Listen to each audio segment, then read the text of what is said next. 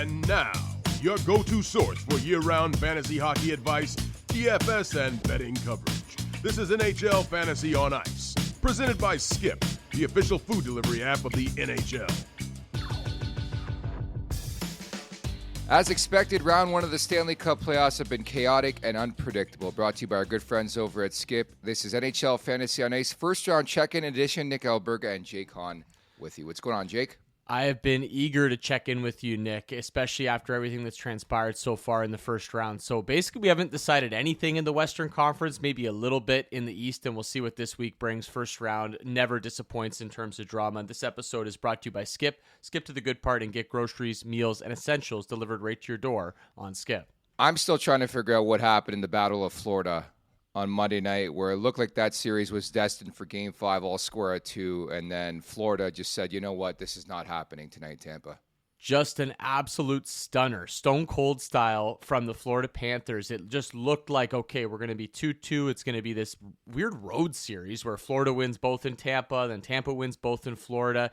Then the Panthers find a way to tie it up, which, hey, the Panthers do. Good teams find a way to score goals in these one-goal situations late in games, and I'm expecting OT, Nick. I'm going to the fridge, getting another beer, and then all of a sudden, bang, another goal for the Florida Panthers, and that's how quickly things can change in the playoffs, right? We're looking at a 2-2 series. Now all of a sudden it's 3-1 Florida, and Tampa's facing elimination in the next game. Things just change so fast in the first round of the Stanley Cup playoffs. And, of course, plenty of your action is coming your way here on the pod. Pete Jensen's going to chime in from time to time, and, of course, Chris Meany for our On the Money segment. But all I could think about was the Hagel suspension, the Hagel injury, not coming back in that game. And I just think it's like, never say never, Jake, in the Stanley Cup playoffs, but to come back and win 3 games in a row against the defending Stanley Cup champions, I think are going to be a very difficult task. And on top of that, I know right away people last night were tweeting out the numbers for Andrei Vasilevsky the last couple postseasons. It does not look good for the Lightning right now. I really like Tampa, and I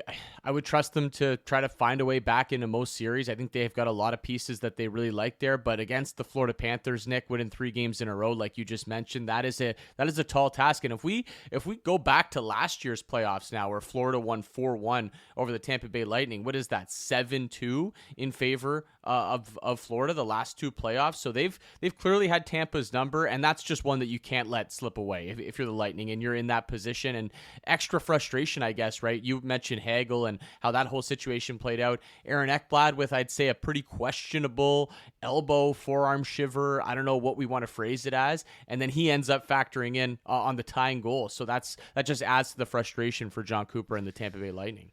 No, that was straight at a slap shot, the old Gordy. That's what it at least felt like. But yeah, that had to sting from the Tampa perspective. Who scores the tying goal? It's Aaron Ekblad, and of course, the Florida Panthers up 3-1 in that series.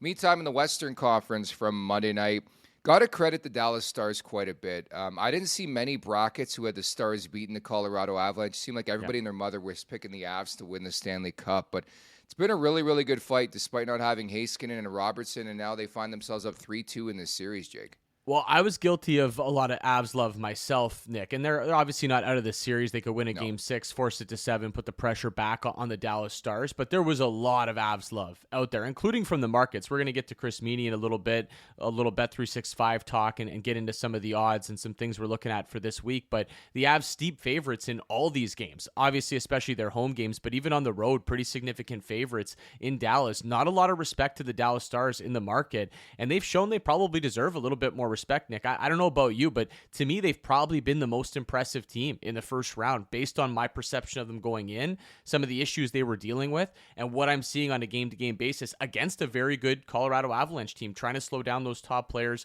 finding ways to win games, and Mikko Rantanen's now finally having an impact on this series. And hey, if Dallas can get through Colorado, this is a team that should be taken very seriously to maybe win the Stanley Cup this year. Guys, I had Colorado winning the series in 7. I was very confident that series was going to go 7. I still think it's going to go 7. I wanted to ask you guys, who do you think the X factor is? Is it one of Heiskanen or Robertson coming back from injury? I would assume one or both of them will get in there for Game 7 if it push comes to shove. There's also Landeskog out there who, since we last talked, came back. He's been playing. He scored a goal and quietly is leading the entire NHL in offensive zone time percentage, which is a very telling edge stat.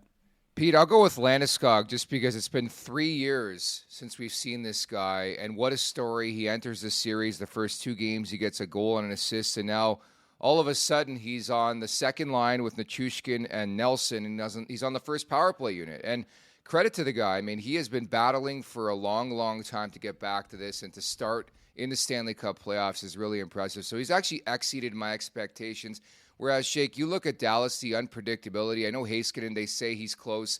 Who knows? Robertson's still week to week. At this point, I think Dallas has to do without those 2 guys, but it's been such an impressive story, the buy-in with the Stars, considering 2 major losses. Like, they could just fold over and die in this series, and they haven't at all. I think just quickly on Landeskog, that first game he came back, he kept it very simple. Like, he didn't really do anything offensively, no points, no shots on goal. I thought he was just trying to win puck battles. And again, that makes a lot of sense. You're out for that long, just keep it simple, don't make mistakes, be physical, try to free up some loose pucks. And then now the last couple games, we are seeing the offense start to click. You mentioned him getting a chance on that second line. They've been using him on the first power play as well. So he's getting a little bit more of those ozone touches, those skill play touches, and we're seeing that come back for Landeskog. So great story, easy to root for. And on the Dallas end, I mean, it's got to be Heiskanen coming back. Really, you look at the minutes from the back end, and there's been guys that have stepped up, but maybe you could get through Colorado. We talked about this before. You could possibly find a way to grind through the Avs without him, but I don't think you're winning a Stanley Cup without him. So they're going to need to get him back at some point. Up front, I think they're fine. You'd love to get Robertson back. It's another offensive weapon, but the way their lines are clicking right now, I think they can tell Robertson to take his time. But Heiskanen's the guy I'd love to see back in that lineup. You also can't win a Stanley Cup without goaltending. If I take a look back at the first round of the Stanley Cup playoffs and say 10 to 15 years from now, I'm just going to remember a couple things. These guys can't stay in the crease, and then they can't make stops on top of that. Freddie Anderson goes down. Thompson goes down, comes back for Game 4 for the Caps. Montembeau's out. Then you got Hellebuck. You're about to win a second straight Vezina trophy. Then you just get lit up. It's night and day. It really is, from the regular season to the Stanley Cup playoffs for this guy. And just it's nightmare fuel for these guys right now. We've seen struggles from a lot of different goaltenders, I think, over the course of the playoffs, which, come to be expected. There's a lot of pressure. There's 2 teams on the ice. There's a team trying to generate offense with some weapons and, possibly getting a lot of power play. So you're going to have your bad games. Blackwood kind of had it in that Colorado-Dallas game, the most recent game, the Game 5. Just wasn't really his night. But then you look at all the goals and you go, okay, well, they kind of hung him out to dry on most of these goals. Yeah. I don't know how much we could really blame him. But, Nick, I got to get your take on Connor Hellebuck. I know you're a Hellebuck guy. I'm a Hellebuck guy. Who isn't after watching the 2 regular seasons? He's going to be back-to-back Vezina winner, and when you really look back at that trophy, this will be his 3rd Vezina trophy. There's not a lot of guys that have been able to do that over the course of history. So we're talking about one of the great goaltenders of this time, but the playoff numbers speak for itself. So do you think it's in his head now at this point, or is this just, okay, you went out on the road, St. Louis played great, found a way to score some goals. It's a little bit concerning what's happening to Connor Hellebuck yet again. Let me put it this way, Jake. I can't bet on this guy. I can't bet against this guy. I'm just so confused. And again, how do you win back-to-back Vezina trophies, maybe a Hart trophy, and then it gets to the playoffs and then boom, you can't make a save? But to answer your question, the sample size is large enough where I think you have to be moderately concerned, if that or more, if you're a fan of the Winnipeg Jets, dude. This guy's 20-29 in the postseason, 2.95, a 9.05. In this series, 4.24, 817. I think he's going to bounce back, but am I putting my life savings on it? Probably not, considering, again, pretty substantial sample size here, in my opinion. Well, and I think if you're Winnipeg, too, you got to hit the reset button now and just say, let's stay calm. We still have home ice advantage in this series. It actually could be worse for Winnipeg when you really look at it. They got the doors blown off them in both games in St. Louis, and they really had to grind to win those 2 games in Winnipeg. That Game 1 did not go their way early. They found a way. At Game 2, it was a low-scoring, grinded-out game, maybe what we expected from Winnipeg in this series. But that's 3 or 4 games, Nick, that Connor Hellebuck has really struggled. I thought they bailed him out in the first game. It was really only Game 2 where we saw him at his peak, but he has a chance to push all these narratives to the side, step up and win this series and win a couple home games, and you're good to go. And then you can reset for the second round, and maybe that could ease the pressure a little bit, but the struggles have certainly continued for Connor Hellebuck. Guys, has there been a bigger nemesis to Hellebuck in this series than the blue line for the St. Louis Blues? They're leading the entire NHL in defenseman points this postseason, led by Cam Fowler, the sneaky trade deadline acquisition. It wasn't the deadline. It was a couple months before, right? I mean, this guy has 8 points in 4 games in the series. Has there been a bigger surprise in all of fantasy pools and the props market than Cam Fowler so far this postseason? Pete, there has not. And even dating back to when they make the trade, I made a flyer. I put a flyer on Fowler going to the St. Louis Blues, said pick him up. Why not? It's so hard to find defensemen in fantasy hockey, and he has just been incredible. Like, you talk about the value of making that deal for the Blues and what he's brought to the table. Especially, you can't forget, Torrey Krug has been out for the entire season here for the St. Louis Blues, and he's their PP1 QB. So to bring in Fowler, Doug Armstrong flexing his GM muscles yet again, and by far, Jake, this has been the most impressive story, I think, of the first round player-wise, is in the Stanley Cup playoffs, you need guys to step up. And to have a defenseman of Cam Fowler's ilk, who's known more for his defensive prowess, to have 8 points in 4 games, I'm pretty damn impressed, Jake. Well, and while we're on St. Louis, too, I think looking back at how some fantasy drafts would have gone, right, we're always looking for those teams late that, okay, who are we sleeping on? Which wildcard teams could actually make a bit of an impact, right? You look over at the East, can Montreal upset Washington? Can Ottawa cause some problems for Toronto? I think New Jersey was probably, even though they were a 3 seed, they were probably in that camp as well of a big underdog. But really, it's the West wildcard teams, Nick, that they've been the honey hole for production, right?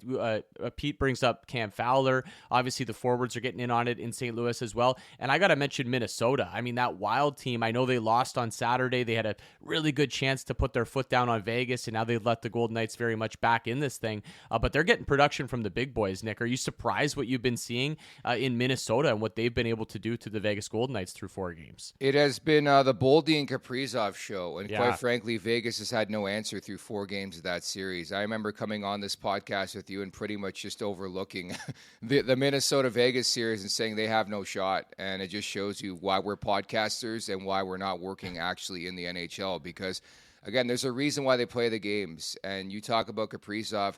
I think it's easy to forget, midway point of the season, he's probably the Hart Trophy favorite, and he's playing that way right now. And I just love the playoffs because the younger type players, guys like Boldy, Matthew Knies in Toronto is another example, they elevate. Man, some guys that are just cold-blooded, and that's what we're seeing. Goaltending's a big aspect in that series too, but I love these dogs. I think there's a couple dogs that are live here in the Blues and the Minnesota Wild. I thought Minnesota was being completely overlooked coming into the postseason, Nick. Still wasn't enough for me to pick them to win the series. I did think it had a 7-game potential to it, and it looks like we could be trending that way, the way the series has gone so far. But I still think if you're a Wild fan, despite the loss on Saturday, you got to love what you're seeing from this team, because I believe they're trending to be really good the next couple of years. A little extra cap space with those buyout penalties this offseason, so we'll see what Bill Guerin wants to do with this roster. But they've got a lot of pieces that I think we have to like moving forward, and this is a good taste of the playoffs for them. Maybe they can advance it further than this. And hey, if you get past Vegas, if they find a way to win a couple games here, Nick, what do you get, LA or Edmonton in the next round? All of a sudden, things open up a bit for that Wild team. So something to keep an eye on here. And like you mentioned, they're getting production from their top players. Something we can't really say about the Vegas Golden Knights. It took until Game 4 to get any point for Eichel or Stone in this series, and Eichel's still without an even strength point through 4 games in this series, which is a bit concerning. I had some friends out in Vegas calling for Bruce Cassidy's head. I'm like, I love the Stanley Cup playoffs, man. You lose a couple games, it's scorched earth. You win a couple, you're winning the Stanley Cup, and that's the feel around round 1 here of the Stanley Cup playoffs thus far. Free food, beauty. Skip 60 to score is here. Get even more wins during the Stanley Cup playoffs. How to play, you ask? Place a game day order to play, pick your team, and get your minute. If either team scores during that time, you score a $25 Skip voucher. Order and play 60 to score in the Skip app to take your shot now until May 19th. Getter 1. I love that handle, by the way, as we get set for the games coming up over the next couple days here, Jake. But what's your stance on the Maple Leafs, Ottawa Senators, Battle of Ontario, Toronto up 3-1 in that series? Well, I know you were in the building for games 3 and 4 in Ottawa. I was there for game 4. Great energy in the building. Yeah. I had a lot of fun at the Canadian Tire Center, seeing those fan bases go back and forth. I want to say it felt close to 50-50 at times. Maybe you'll give the Sens fans a 60-40 in there, but a great energy in the building. And 3 straight games going to overtime. I mean, it probably should be 3-1. Maybe you could argue even 2-2, the way the Sens have played some of those games. And they find a way to at least put the ball back in the court of the Toronto Maple Leafs, right? And we know, we've seen it so many times, that team trying to deal with pressure specifically on home ice. I think it's a little bit easier on the road for them. And okay, game 4, you're playing with house money, go for the sweep. Now the pressure is squarely on the Maple Leafs, because you can't let the series go back to Ottawa and let that team feel the sort of energy, and all of a sudden that doubt creeps in a little bit. So I think we're going to find out in game 5 if indeed this Leafs team under Craig Berube is different. We've talked about that all season long. I believe they are, but it's time for them to step up and prove it, and just close out a series and do so quickly, not let the Sens drag them to 6 or 7 games. The Maple Leafs 1-12 in the Austin Matthews era in potential series clinching games. That's a pretty revolting stat right there, and we'll see what they do here against the Ottawa Senators in Game 5. But a couple guys we talked about early on before this series happened and started. Anthony Stolarz, I think, on that Conn Smythe trajectory. I know it's early, guys. Matthew Knies, 3 goals in this series, has 6 goals in 18 playoff games, and certainly really, really live stories there. I think you even look at the Washington-Montreal series. The Habs, for a team down 3-1, I still give them a fighting shot. I know we joked about this going into this series. I picked the Habs. I think that series has been really, really close. Love the fight on the bench as well with Wilson and Anderson. But it's been a very physical series thus far, and Alex Ovechkin just taking off what he did in the regular season too. It's lived up to what I thought it would be through 4 games, just the energies in both buildings. I think Washington fans, especially this year with the team that they have, they always bring it, and kind of reminds me of those old Caps playoff crowds, so that was great to see. And then obviously we know the Bell Center, Nick, and it had been a while since they've been able to pack the Bell Center, right? Last time they were in the playoffs, it was the COVID bubble where we weren't allowing any fans, sometimes just a handful of fans, so it was just awesome. That building brought it, Friday night crowd and the Sunday night crowd, so that was good to see. And yeah, they let one slip away. The Tom Wilson hit maybe changed that game, just gave the Caps the energy they needed. And I did pick Caps in 5, but I would not be shocked if Montreal finds a way to extend this series a little bit. They showed in those 2 games in Washington that they can compete and they can ask some questions of the Capitals. So I'm going to stick with my Caps in 5, but I wouldn't be surprised if Montreal makes that a real close game. You know why the Caps are going to ultimately win this series? Because Logan Thompson is healthy and playing like he did in the regular season. And he was not named a Vezina Trophy finalist yesterday. You can argue it, I guess, if you wanted to put Kemper or Vasi in there. To me, like, no goaltender has morphed a team from a non-contender, middle of the road, to a Stanley Cup contender quite like Logan Thompson. And that's why I've changed my tune in this series. I was picking Montreal. I knew Washington was dealing with some injuries, but now I'm all in on the Capitals, maybe to get to the conference final on the back of Logan Thompson. And I respect that he battled. You can't forget that. You guys know how I feel about goaltenders in this league. Any excuse to get out of the crease, they're going to do so. It feels that way, at least. And Logan Thompson battled, returned for Game 4. Pete, we got you here, man. Your boy Freddie Anderson, I feel like we have this conversation every Stanley Cup playoffs. Just can't stay in there. When are they going to learn their lesson in Carolina is my question, Pete. You know I'm a Freddie guy. I worry about this Hurricanes team in front of him as well. We all know he's vulnerable to making big mistakes in big moments. We saw it in the Rangers series last year. But how is this team, Carolina, even at 6-6 in 5-on-5 goals in the series against the Devils, who are playing the whole series without Jack Hughes and almost the whole series without Luke Hughes too? I mean, it's baffling how this team continues to dominate the possession and they just can't finish the job. So that's why, again, I'm saying that I feel like a Capitals-Carolina series would go in the way of Washington right now. Nick, we may have buried the lead a little bit. The one series we haven't really been able to mention yet so far is the one that you and I were going toe-to-toe on. Baby. Yeah, going back months. Time to bring the gloves out, get the boxing ring ready. But LA and Edmonton, I mean, no shortage of entertainment, drama. It's been just a crazy series through 4 games, and LA just totally let 2 games slip away in Edmonton. I mean, you could argue it could be a sweep. It could be at least 3-1 LA. Going back, and with the history in that series, Nick, to let one like that slip away, you got to think that this is just a crazy mental battle that the Kings are going through going into Game 5 now. So has your opinion changed at all watching 4 games of that series? I know you're pro Edmonton. Yeah, I don't think the Oilers are winning the Stanley Cup. Like, that was my Stanley Cup pick. Do they get by LA? Maybe, just because they own that team in the Stanley Cup playoffs. Like, Quentin Byfield, just get the puck out of the zone. Oh. Like, you're up 3-1 in that series. And again, a younger player. I think he's been awesome in that series, but it just shows you. It's very similar for me to March Madness, where I think a lot of people enjoy it because of the mistakes that are made, and that's what brings March Madness to March Madness level territory. And we're seeing that here in the Stanley Cup playoffs in the first round. The young players have never been there before. A lot of these guys are minimally and are making mistakes, and I think that's sort of my view. And then, we had so much conversation. Who do you take first overall in your playoff pool? Like, it's just so hard for me to deviate from McDavid or Draisaitl. And that's the big story for me, Jake. Every postseason, it just seems to be these two guys. They haven't had their issues scoring in the Stanley Cup playoffs. And I think from the LA perspective, you're feeling okay because you dominate home ice and you have home ice still in this series, right?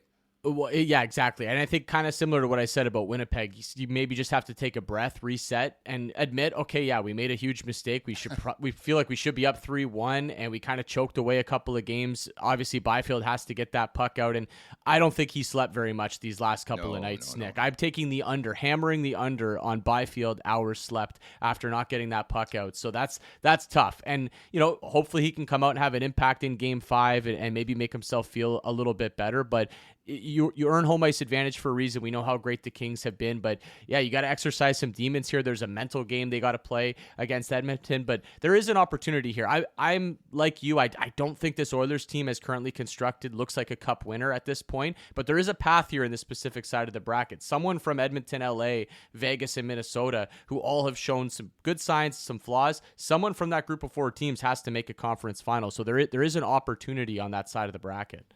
Couple other notes on these Western Conference series that I wanted to just mention before we get to Meany. So Evander Kane is back. He's got 9 shots on goal through his first 3 games. That's a player, a secondary guy on Edmonton that I think could tilt the scale even more. Right? It's become a chaotic series, and we all know that at the end of the day that will benefit the Edmonton Oilers if it continues like that. Then for Ottawa and their chance to come back, I wanted to mention they have the best 5-on-5 shot attempts percentage in the NHL this postseason, so that could put a little scare in Toronto a little bit. And then Minnesota and St. Louis are both playing really well at even strength. 11-6 in 5-on-5 goals favoring the Wild in their series, and 10-7 favoring the Blues at 5-on-5 in that series. So I feel like all these teams that are trailing or tied by surprise have an actual chance to win their series. Yeah, and every year we see at least one of these underdogs, if you will, come back and win series. So I'm looking forward to this in Minnesota, St. Louis, Montreal, Ottawa, those conversations moving forward. Want to get into the action for Stanley Cup playoffs at Bet365? They got you. From game props, player props, totals, and the money line. You can even bet on futures like series winners, conference champions, the Stanley Cup champions, and much, much more. Whatever your bet is, it's never ordinary at Bet365. Download the app and get in the game. An official partner of the Stanley Cup playoffs. Must be 19 or older. Ontario only. Please play responsibly. If you or someone you know has a gambling problem, visit ConnexOntario.ca as we bring in the one and only Chris Meany for the On the Money segment. Why don't we start with the Los Angeles-Edmonton series? What's been your read? What have you been betting on in that series? Overs is something to consider if you're looking. I mean, you look at Jake, you said you had to go upstairs one game you were watching, had to go upstairs for a beer. I mean, you need to have the beer fridge by the couch for this series because if you miss any action, you're not going to love it. Over in all 4 games. 37 goals in the 4 games. Leon, McDavid, and Kempe up at the top in scoring, and they all have 9 points. Even go down, Danault has 7 points. He's the shutdown center in this series. He's not shutting anybody down. And you have Kopitar, Bouchard with 7 points each. Nick, your boy Kuzmenko's got 5 points, Fiala as well. So there's been a lot of offense, and I think this was a tough series for all of us to call. I had LA going 7, and Nick, I heard you say it earlier, right? They have home ice advantage. 2 of the next 3 here at home. They played dominant down the stretch at home. And Jake, Adrian Kempe has just been cashing tickets for people. We talked about him before heading into this series, and you look at just the last 28 games he's played against the Oilers. He had 3+ shots in 26 of them. That is such a large sample size. He's got 35 points over the 24 games he's played against the Edmonton Oilers over the last 3.5 years in the playoffs. It's been just an awesome series to watch. He's money and high event. That last game, the shot total compared to some of the other shot totals we're seeing in some of the other series right now, guys. And Mina, you mentioned how high scoring this is. Goaltending optional. We've seen that in a few different series. I mean, even St. Louis and Winnipeg, a series that we expected to be probably the lowest scoring out of all of them. You looked at the totals going into game one of a lot of this. We saw basically 5.5s across the board outside of Dallas and Colorado, even some flat 5s. And we are seeing some higher scoring hockey. So is this a trend you think will continue, Means, or do you think as we get into games 5, 6, possibly 7 in some of these series, do we see it tighten up and do we maybe look towards the unders? Because I tend to think the whistles go away a little bit and we see less power plays, the game played likely more at even strength. Yeah, I tend to agree with that, especially, with some of these series like Washington, Montreal. Washington really clamped down defensively and didn't give the Canadians much at 5-5. That's a nice structured team. They got Thompson, which, Pete gave some flowers to a little bit earlier on. But yeah, we get into game 5, 6, or rather 6 and potentially 7. I think we could see 3 or 4 series go, the distance here. And that would be a trend I would take a look at. And another trend, guys, too, Nick, home teams. Right, 23-10. You talked about St. Louis and Winnipeg. All 4 home games have been won by the home team there. And then you look at Edmonton and LA, same sort of deal. You look through the West, 3 of the 4 in Toronto and Ottawa, and Washington, Montreal, Carolina, New Jersey as well. And not just 23-10, 15 of the 23 wins, Nick, by the home team have been on the puck line by at least 2 goals. So that's a trend to continue to maybe monitor and follow. But I think once we get down here into these games that really matter, the essentially 2 out of 3, Nick, we could see some lower scoring. But I would just follow the trend with LA and Edmonton. I don't think that's going to change at all. Utter chaos, man. I just don't know how to react to that series. When I think Edmonton's dead to rights, they come back and it's led by McDavid and Draisaitl. I still wonder about that crease, man. Cal Picker, like how you got to win every game 6-5. You're not going to win any game in that series. It's remarkable stuff. Which dog is the most live, Means? Is it Minnesota or is it St. Louis in your opinion? I think it's St. Louis. Yeah, this was I had the Blues in 7. I figured, they're going to have to win 1 in Winnipeg. I do like the Jets to bounce back, and Hellebuck he's been statistically the worst goalie here in the playoffs. But going back to Winnipeg, most likely it does sound like they're going to get Gabriel Velarde back, right? That's a huge boost. Like, no disrespect to Alex Iafallo. You're going to have Velarde back on the first line on the first power play. That is a significant boost to their offense. And they have been dominant over the past few years at home. I mean, it's the whiteout it's remarkable to watch. But if it gets to 7, right? It's Binnington against Hellebuck again, right? It's a guy, Binnington, that has shown that he's won those big games. Pete talked about the blue line as well for St. Louis. Robert Thomas and Buchnevich kind of woke up in St. Louis as well. So plus 155, I dig that as a number to monitor. And Minnesota's right around the same. But, guys, Vegas has really dominated play. I think Jake in that series is the biggest difference. You talked about it. Where's Eichel? Yeah. Bruce Cassidy juggled their lines a little bit. Dorofeyev with Eichel and Karlsson. It seemed to create a spark in the lineup. But the biggest difference for me watching that series is Gustafsson has outplayed Adin Hill. Adin Hill is going to have to be a lot better here down the stretch. Well, and that's what I was going to mention, too. I know Nick asked you St. Louis or Minnesota, and both have impressed me in different ways throughout the course of this series. St. Louis 28-1 right now over at Bet365 to win the Stanley Cup. Probably a big ask to do something like that because they'd have to go through Colorado or Dallas in the next round as well. It's a difficult path for them. But Minnesota 25-1, I don't know if it'll be an actual play to me, guys, but I do think that they have a legit shot to beat Vegas in this series. And if they do, I think that second round matchup looks probably more favorable than St. Louis's second round matchup, and then you can maybe get yourself a little bit of a hedge opportunity. So it's interesting enough for me, I think, to take a look at here, Means, with Minnesota.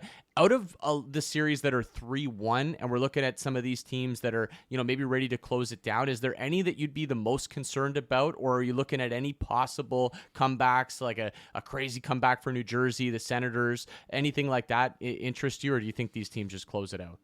Yeah, I think we'll see 6 in some. I do believe Carolina's going to close it out. There's just too much going on with the Devils, and I don't believe in Carolina at all. Like, Sebastian Aho is a Conn Smythe favorite. The Hurricanes are the Stanley Cup favorites. Come on, right? I mean, they're going to have to go through Washington, then they're going to have to go through either Toronto or Florida, or if Tampa comes back. So I really just don't like their path. That's a team that I would avoid, but I think that they'll take care of business tonight against the Devils. And, Montreal could maybe force a 6. They've played pretty good in this series, especially in Washington. They've hung around. It's just youth, right? They're the youngest team in the playoffs, the second youngest team in the NHL. I just don't feel like they're going to be able to beat the Capitals 3 straight. The one team I suppose that could do it is Tampa, just given their firepower. If Vasilevsky can, get back to vintage Vasilevsky, it could happen. But I just don't see it happening. And Nick, I think that the Sens may squeak one out in Toronto just to make Leafs Nation sweat a little bit more. But ultimately, what we talked about heading in, Stolarz, at the time we talked about him, was 75-1. He's 40-1 to win the Conn Smythe right now. All the big boys are showing up. Matthews, Nylander, Tavares,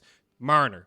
Nyes is a breakout right in front of our eyes. It's going to be tough to pick one of those 5 forwards if they continue to go.